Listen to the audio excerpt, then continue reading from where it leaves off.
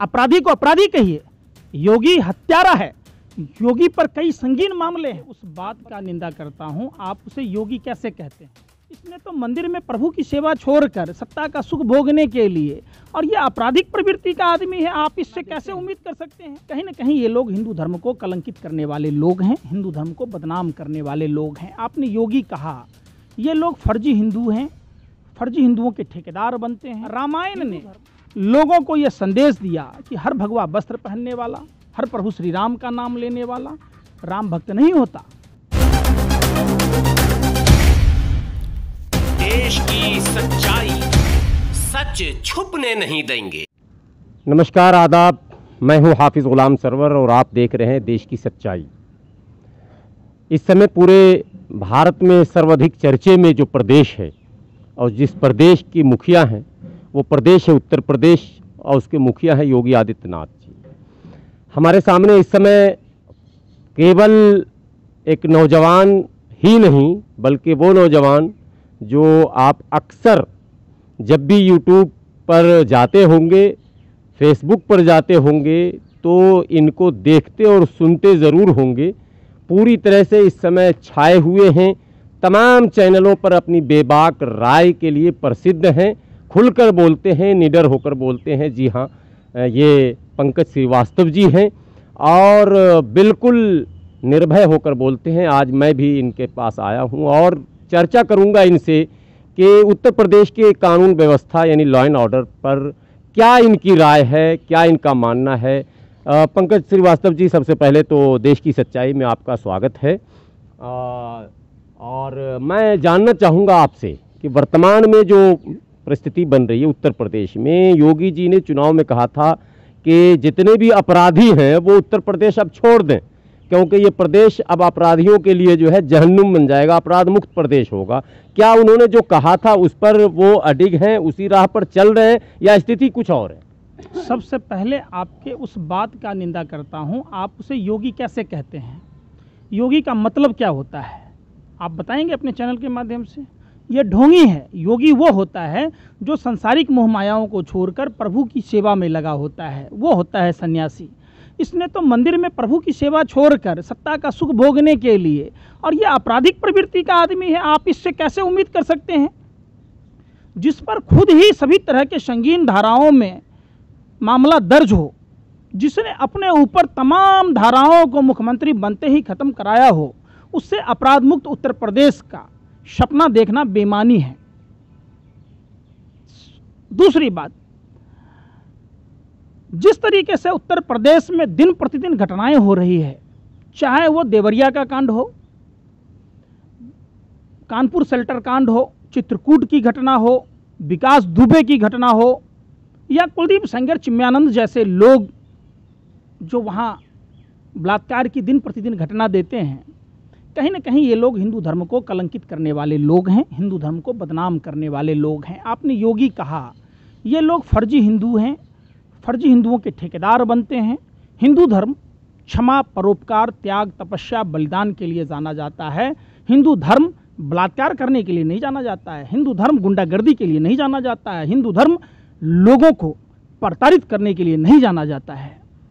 रामायण ने लोगों को यह संदेश दिया कि हर भगवा वस्त्र पहनने वाला, हर प्रभु श्री राम का नाम लेने वाला राम भक्त नहीं होता, हिंदू धर्म नहीं होता। हमारा धर्म सिखाता है पत्थरों को पूजना, इंसान को पूजना, पेड़ पौधों को पूजना, जीव जंतुओं को पूजना, कीड़े मकोड़ों तक को हमारे धर्म में पूजा जाता है।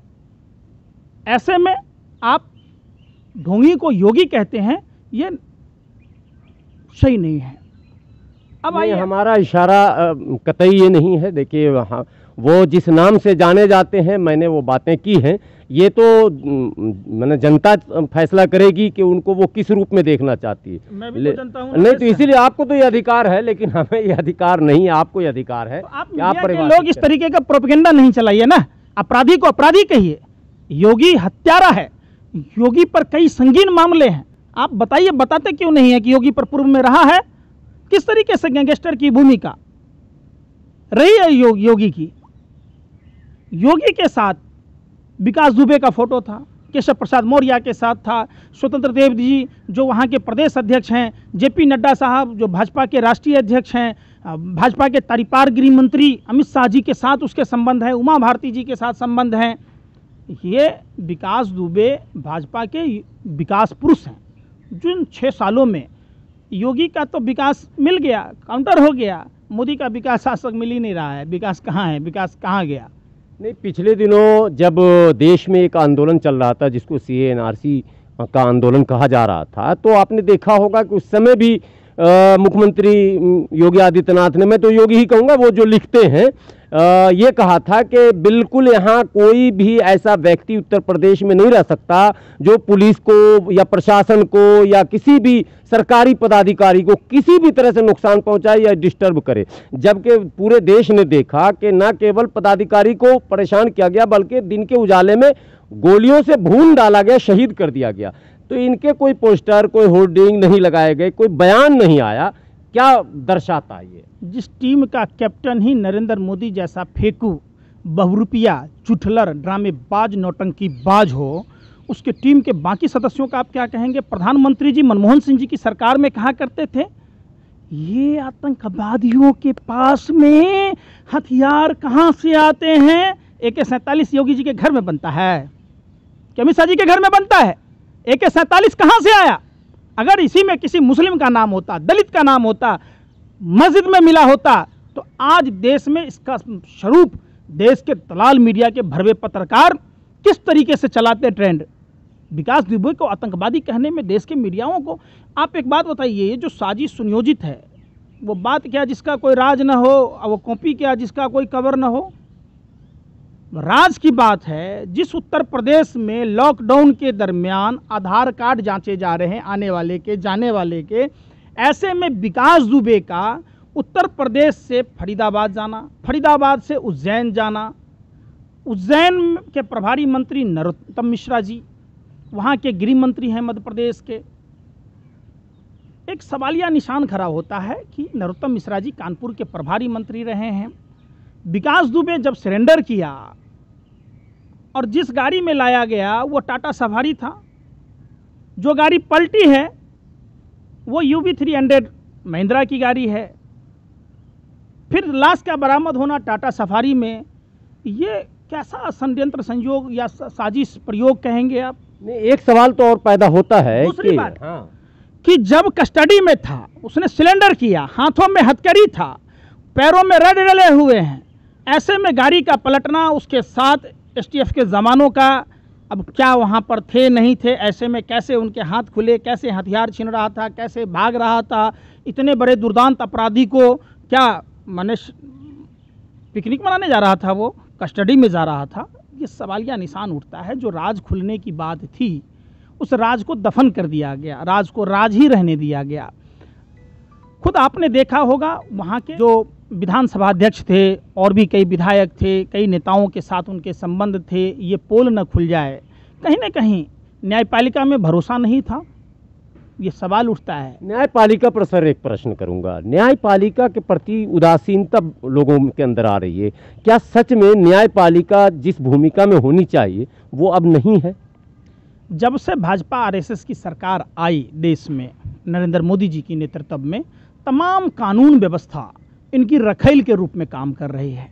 आपने देखा जिस दिल्ली कांड में दिल्ली को दहलाया गया, कपिल मिश्रा, अनुराग ठाकुर, परवेश साहिब सिंह वर्मा, FIR दर्ज हुई, जो जज FIR दर्ज करने की बात कह रहे थे उसमें खास कम्युनिटी के लोगों को फंसाया गया, इन लोगों को बिल्कुल Y+ सुरक्षा दे दी गई, जज का रातों रात ट्रांसफ़र कर दिया गया। हिमाचल प्रदेश में भाजपा के प्रदेश अध्यक्ष घोटाले में थे जिस पर संज्ञान लिया, उस जज के साथ क्या हुआ? गुजरात में जो N95 मास्क घोटाला, PPA किट घोटाला हुआ, वहाँ के जज के साथ क्या हुआ? जज लोया के साथ क्या हुआ?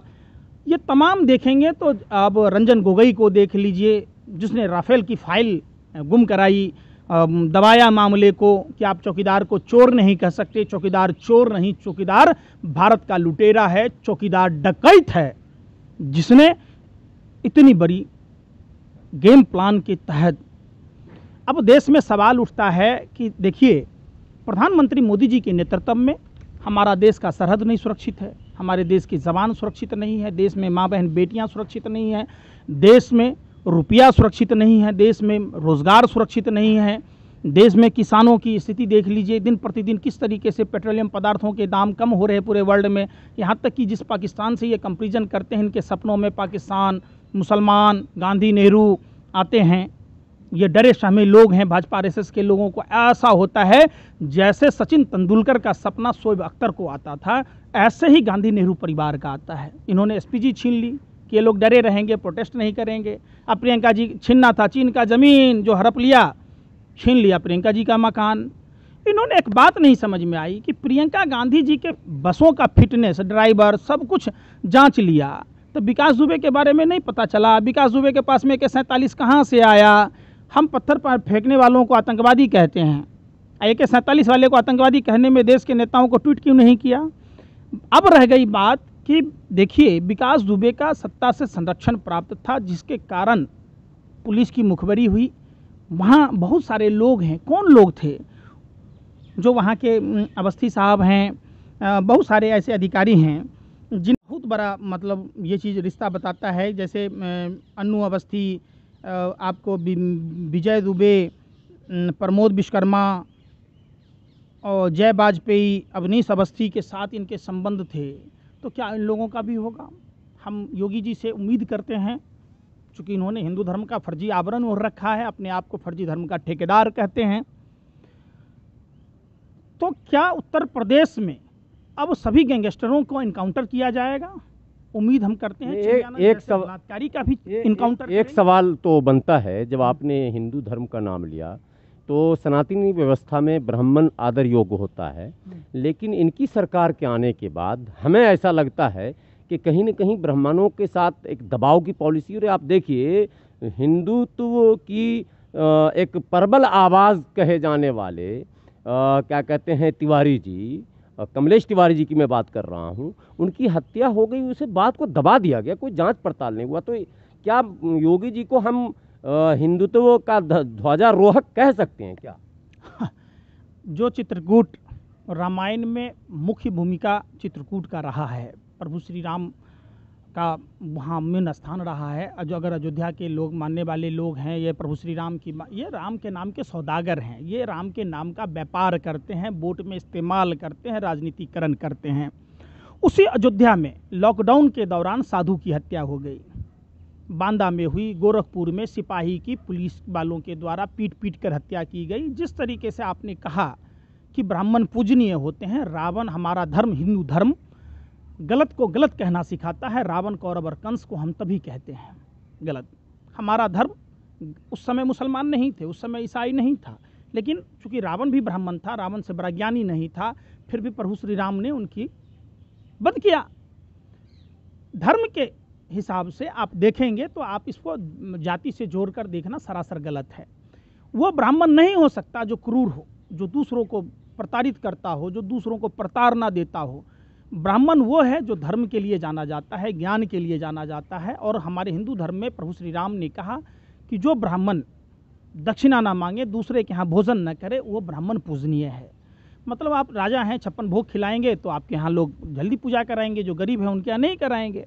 आप इसको जाति विशेष से जोड़कर देश के दलाल मीडिया की तरह आप इसको घुमा फिरा के मत देखिए। अपराधी तो अपराधी होता है, अपराधियों की कोई जात नहीं होती। आप भी भाजपा की IT सेल की तरह देख रहे। 153 ट्रेनों को बेचकर प्रधानमंत्री जी कहते हैं 6 तक हम राशन देंगे। अरे हमें चाइना से जमीन लेनी थी प्रधानमंत्री जी, 1 किलो चना नहीं लेना था। जब प्रधानमंत्री जी कहते हैं न कोई देश आया था, न कोई देश कब्जा किया, तो हमारे 20 जवान कैसे शहीद हुए, हमारे 78 जवान कैसे घायल हुए, 10 जवानों को चाइना ने कैसे रिहा किया। ऐसी स्थिति में अब जब देश की मीडिया, बबीता फोगाट टिकटॉक वाली गर्ल जो कहती कि मोदी जैसा आदमी चाहिए झुकाना रन, आप देखते होंगे आजतक के या रजत शर्मा जी के बयानों पर ये लोग पद्म सम्मान, क्रिकेट कंट्रोल बोर्ड में मेंबर बनने के लिए, अंजना ओम कश्यप जैसे पत्रकार अपने पति को CBO बनाने के लिए, भारत का लुटेरा, भारत में बैंकों में डकैती डालने वाला सुभाष चंद्रा का चैनल देख लीजिए, जिसने भारत का 35,000 करोड़ रुपया लेके भाग गया, यस बैंक को डुबा दिया, उसका तिहाड़ जेल का कैदी सुधीर चौधरी। इन सब प्रोपेगेंडाओं पर देश को बेरागर्क किया।